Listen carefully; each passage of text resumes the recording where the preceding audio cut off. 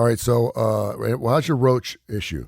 I got two things I want to go with roaching because there's a brand new dating term called roaching that I'll get into. The roaches are, so we had I had two roaches on my kitchen table today, which is like, okay, enough's enough. So I'm good on the floor. You calling your guy?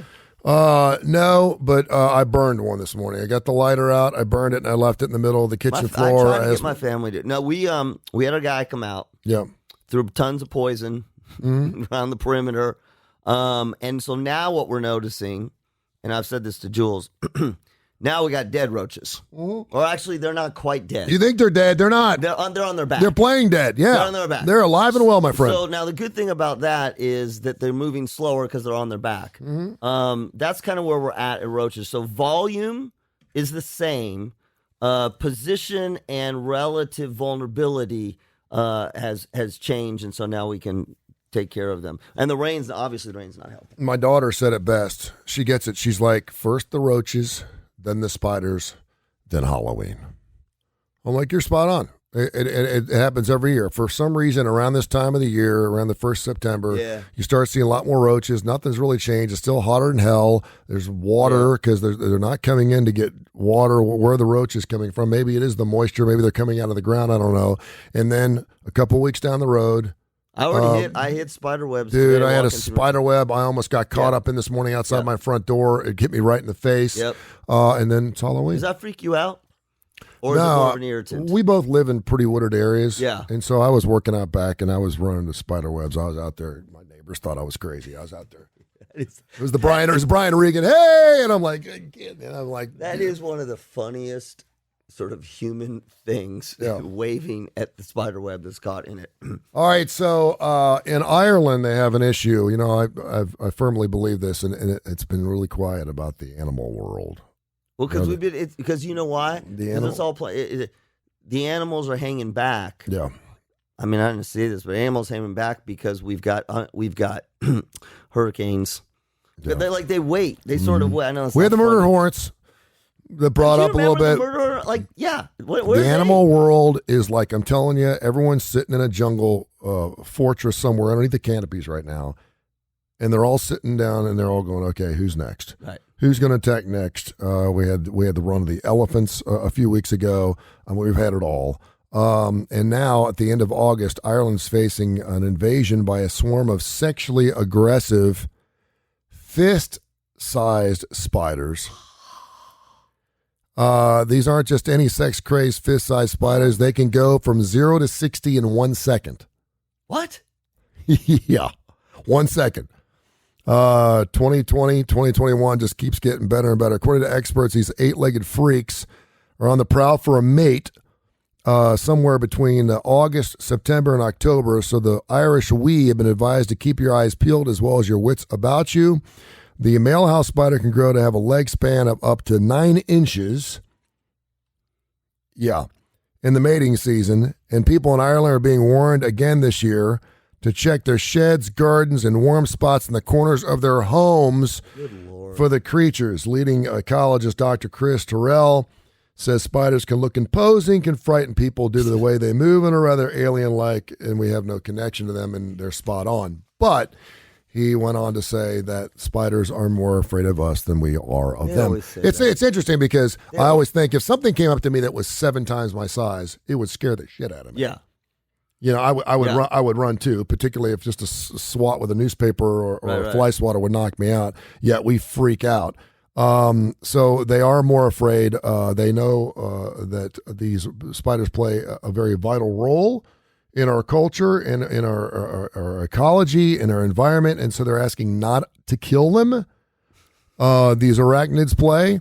So please, I don't understand how anything moves that fast. Yeah, the males are up to 9 inches across the leg span. It can be the size of your hand. It's a top range, but they can generally be about 2/3 that size. Okay.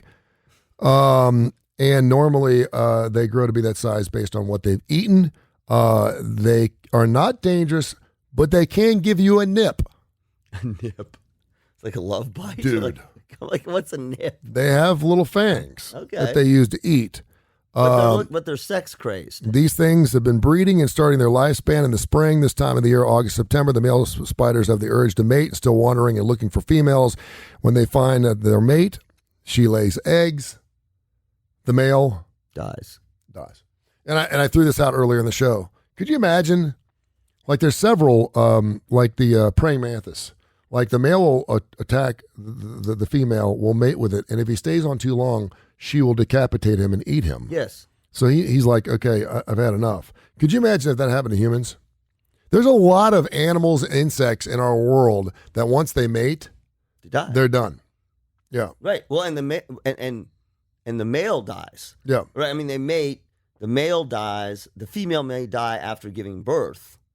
But yeah, I mean, if you're talking about us, there'd be no men. We'd be. I mean, you know what's funny? We'd be because if you just think about heterosexual males, and sort of we've talked about it on almost every show, and they're sort of the way they think, right? Now, no, we would think, oh, I'm not going to die. I'll be fine.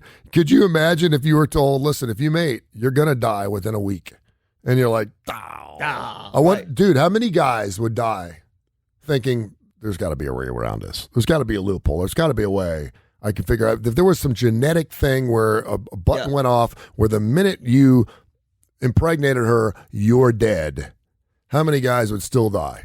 How many guys, what would be the pandemic on that? How many men around the world, if you told you're going to die in a week if you have sex and you impregnate another woman, how many? So hang on.